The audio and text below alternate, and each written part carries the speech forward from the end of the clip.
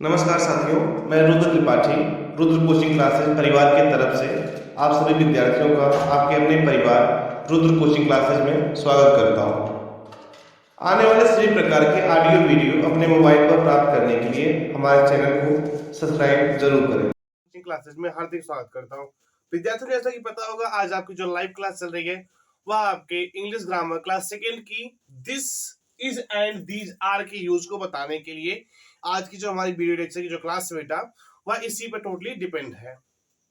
अब आप लोग बचपन से ये कहने का सेंस क्या हुआ, एलकेजी यूकेजी से पढ़ते चले आ रहे हो। This is a cat, this का यूज आप समझते आ रहे हो, ठीक। लेकिन क्लास सेकंड में क्या है, उस चीज को अच्छे तरीके से डिफाइन किया गया है। किसको? आपके दिस इज का एंड दीज आर का उपयोग। तो दिस इज का यूज कहाँ किया जाता है और कब किया जाता है, इसके बारे में समझेंगे। किसका? दिस इज और दीज आर का। तो सबसे पहले जानने की कोशिश करते हैं कि दिस का मतलब क्या होता है, दिस का यूज कहां होता है। तो बेटा सबसे पहले जान लो कि जो दिस है, दिस की हिंदी होती है यह, ठीक। दिस की हिंदी मीनिंग क्या होती है? यह होता है। और दिस का यूज हम कहां करते हैं बेटा? वह अपने नजदीक की वस्तुओं के उपयोग में जिसका यूज कहां किया जाता है? जो हमें नियरेस्ट वस्तु हो, जो हमारे आसपास। जैसे मान लो कोई, मैं कहता हूं यह एक रेड मार्कर है, ठीक। तो हम इसमें कैसे कहेंगे कि this is A red marker. बस समझ में आई। अब मैं इसी मार्कर को कुछ दूर पे कर देता हूं और मैं फिर डिवाइड बताता हूं, इसको डिफाइन करता हूं। वह एक काला मार्कर है, तो क्या हो जाएगा? That is a black marker. In case मान लो मेरे पास इतने मार्कर हैं, ठीक। अब मुझे डिफाइन करना हुआ, तो कैसे करूंगा मैं? दीज आर में ये सब मार्कर हैं, क्या लिखूंगा मैं? ये सब मार्कर हैं, यानी दीज आर मार्कर्स। ये बेटा बात समझे ना कि दिस का यूज कहां होता है और दीज का यूज कहां होता है। तो सबसे पहले चलिए हमारे साथ आप लोग पॉइंट नोट कीजिए। यूज ऑफ दिस, हेडिंग क्या डालेंगे आप यहां पे? Use of this is. किसका यूज डालेंगे बेटा? Use of this is. आप ऐसे इसको सब हेडिंग डाल सकते हैं। तो इसमें क्या लिखना है?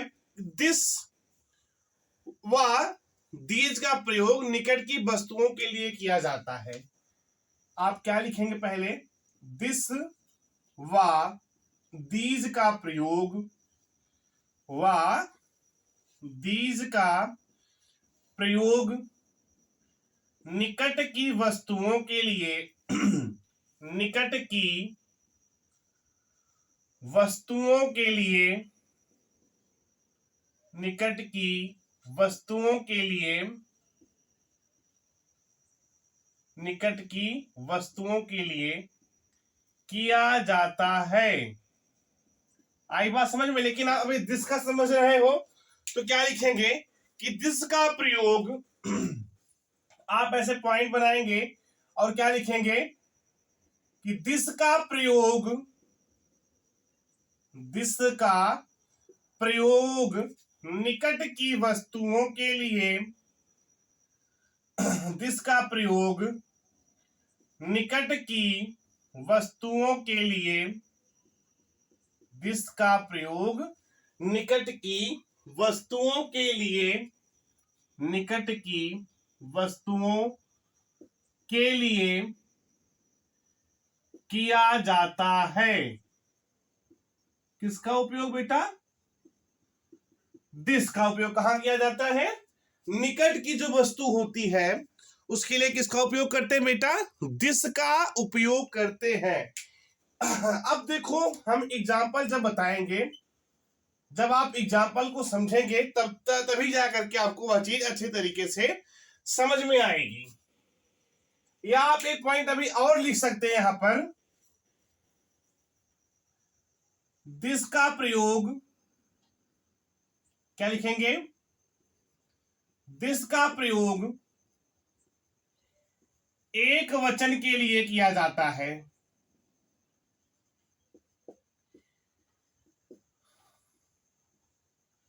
के लिए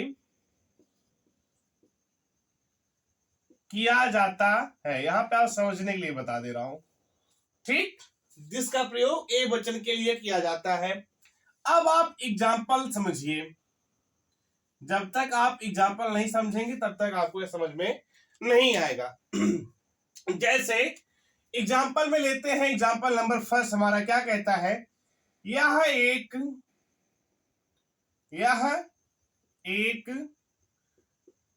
कुत्ता है, यह एक कुत्ता है।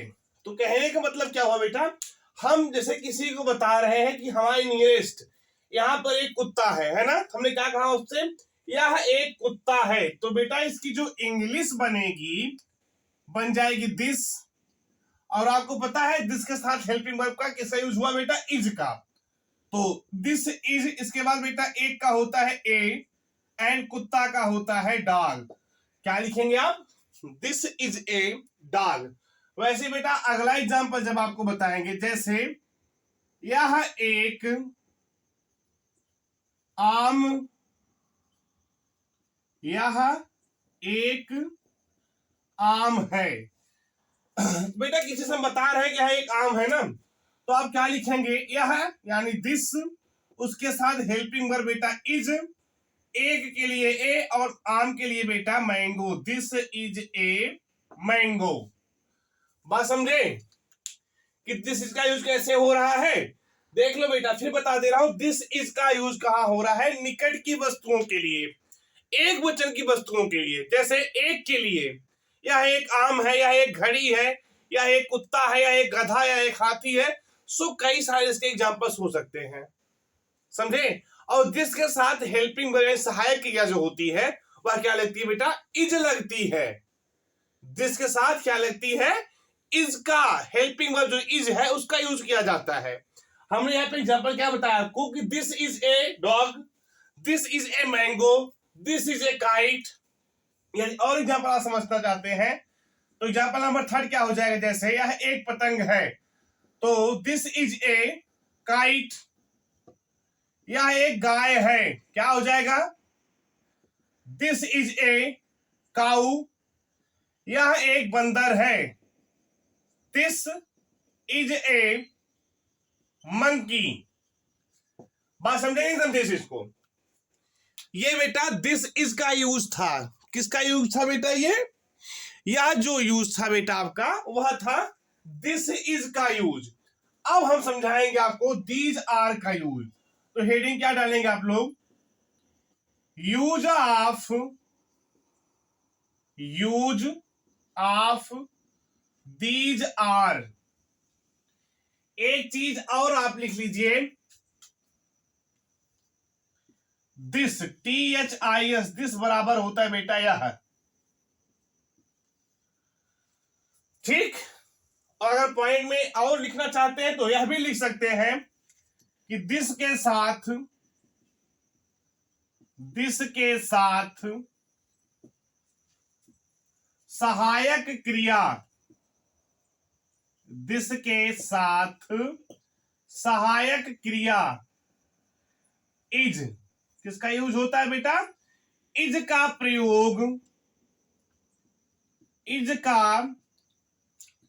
प्रयोग किया जाता है, ठीक है।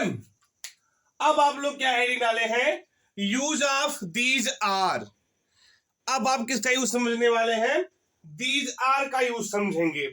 यह भी बेटा नजदीकी वस्तुओं के लिए भी दीज आर का उपयोग किया जाता है, लेकिन अभी कहेंगे सर यहाँ पे दीज इज होना चाहिए, नहीं, यहाँ पे दीज आर होगा क्योंकि एक से अधिक वस्तुओं के लिए इसका उपयोग किया जा रहा है।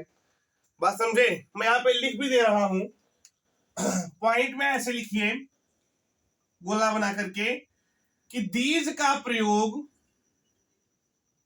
या दीज आर का प्रयोग,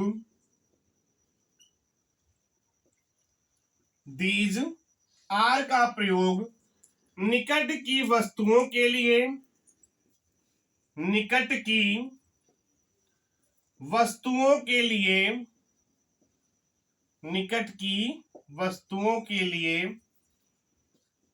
किया जाता है।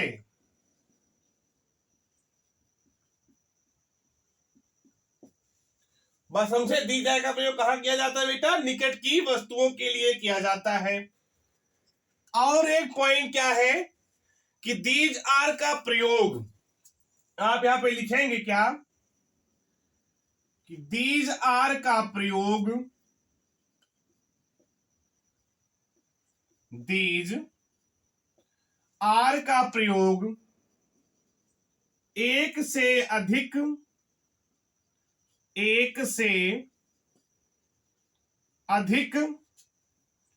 वस्तुओं के लिए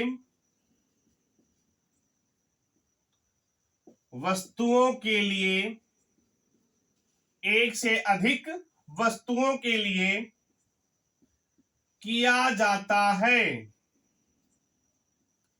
किसका प्रयोग बेटा? दीज आर का प्रयोग निकट की वस्तुओं के लिए किया जाता है। और बेटा क्या है इसमें कि दीज आर का प्रयोग एक से अधिक वस्तुओं के लिए किया जाता है। जैसे दीज आर का मतलब बेटा, जैसे मान लो आपके पास संख्या जो है वह एक से अधिक है। आपके पास जो संख्या है या किसी चीज को आप काउंट कर रहे हो वह एक से अधिक हो रहा है, 2 हो गया, 3 हो गया, या कई सारे ग्रुप में आ गए, तो वहां पर कौन सा बेटा यूज होता है आपका ये वर्ड? आप दीज का यूज करते हैं। जैसे कहते क्या है, ये सब पेन है, तो आप क्या लिखते हो उसकी स्पेलिंग? इंग्लिश में ट्रांसलेट कैसे करते हो कि these are pens, not these is pens या दिस इज पेन्स, नो, क्या लिखते हो? These are pens. यह सब गायें हैं या ये गायें हैं, ये गायें हैं, तो क्या लिखते हो? These are cows, not use this is cow. Always remember, these का प्रयोग निकट की वस्तुओं के लिए होता है, ठीक, और वह भी एक से अधिक वस्तुओं के लिए बेटा दीज का प्रयोग किया जाता है। अब हम इसका एग्जांपल समझाएंगे, तब जाकर के आपको इसका जो फील मेन का जो मोटो है वो समझ में आएगा आपको।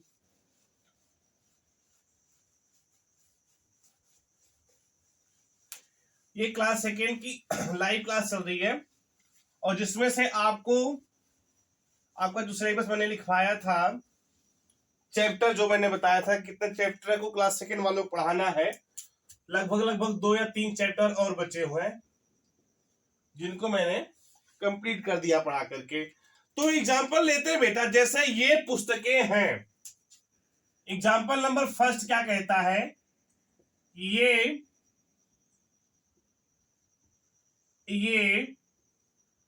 पुस्तकें हैं, यही कहता ना कि ये पुस्तकें हैं। तो एक पुस्तक तो होगी नहीं बच्चा वहां पे कि नहीं सर ने कहा है तो एक ही पुस्तक होगी, ऐसा तो हो नहीं सकता है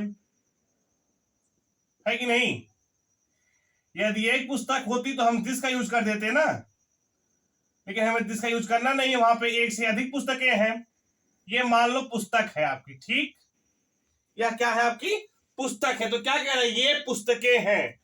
पता होगा आप यहाँ पे क्या यूज कर रहे हैं? दीज। दीज के साथ हेल्पिंग वर्ब क्या यूज हो रहा है बेटा? दीज के साथ यूज हो रहा है आर। दीज आर, क्या लिखेंगे यहाँ पे? दीज आर बुक्स, ये पुस्तकें हैं। या दूसरा एग्जांपल मैं फिर समझा दूं आपको, ये कपड़े हैं, ये कपड़े हैं। बेटा डिपेंड करता है आपके ऊपर कौन सा वर्ड आप यहाँ पे यूज कर रहे हो। तो जब आप हिंदी से इंग्लिश बनाओगे तो लिखोगे क्या? पहले तो दीज लिखोगे, दीज के साथ हेल्पिंग वर्ब बेटा आर लगाई जाएगी, फिर कपड़ा होता तो क्लॉथ होता, लेकिन कपड़े हो रहे तो यहाँ पे क्लॉथ्स हो जाएगा। दीज आर क्लॉथ्स, ठीक। वैसे ही आप लिख सकते हो, अगर आपको लिखना भी है, एग्जाम्पल नंबर थर्ड, ये पेन है, तो क्या हो जाएगा? These are pens. वैसे अगला एग्जाम्पल, ये कार है या ये कारें हैं, यानी एक से अधिक है, तो क्या हो जाएगा बेटा? These are cars. एक एग्जाम्पल और समझो, जैसे कोई कहता है ये सब विद्यार्थी हैं, तो क्या हो जाएगा, these are students, these are students. तो आपको this is and these are का यूज समझ में आया। दोनों का यूज बेटा हमेशा निकटतम वस्तुओं के लिए किया जाता है। दिस के साथ हेल्पिंग वर्ब क्या यूज होती है, वह इज यूज होता है। और दिस हिंदी क्या होती है बेटा, यह होती है। और दीज का मतलब क्या होता है हिंदी में, दीज का मतलब होता है ये, और उसके साथ हेल्पिंग वर्ब आर का यूज किया जाता है। आप इसमें लिख भी सकते हैं, दीज का मतलब क्या होता है ये। अब ऐसे बना के लिख सकते हैं, दीज के साथ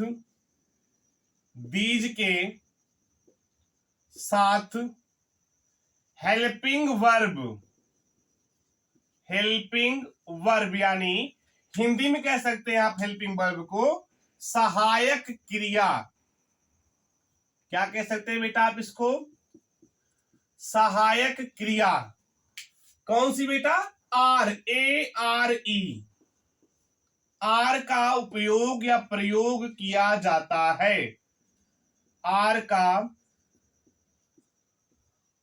उपयोग किया जाता है। ये बात समझे आप। तो आज आपने क्लास सेकेंड की जो क्लास है बेटा उसमें क्या समझा, आज आपने this is and these are का यूज समझा। उसके कुछ पॉइंट समझे कि दिस इज का यूज कहां होता है एंड दीज आर का यूज कहां होता है। आपने एग्जाम्पल भी समझा। तो विद्यार्थियों जो क्लास थी आपकी online class free of cost है, जो आपके यूट्यूब चैनल पर अवेलेबल है, और वो भी फ्री ऑफ कॉस्ट, कोई चार्ज नहीं देना है। तो आपके जितने विद्यार्थी क्लास सेकंड से हैं उनको आप इस लिंक के माध्यम से जोड़ सकते हैं। और वन सिंह फिर मैं कहूंगा आपको कि आपकी क्लास कैसी लग रही है, आप हमें कमेंट सेक्शन के माध्यम से जरूर बताते रहिएगा। Thank you so much for watching this video. Please like and share. Comment on this video for getting latest update. Click on the bell icon.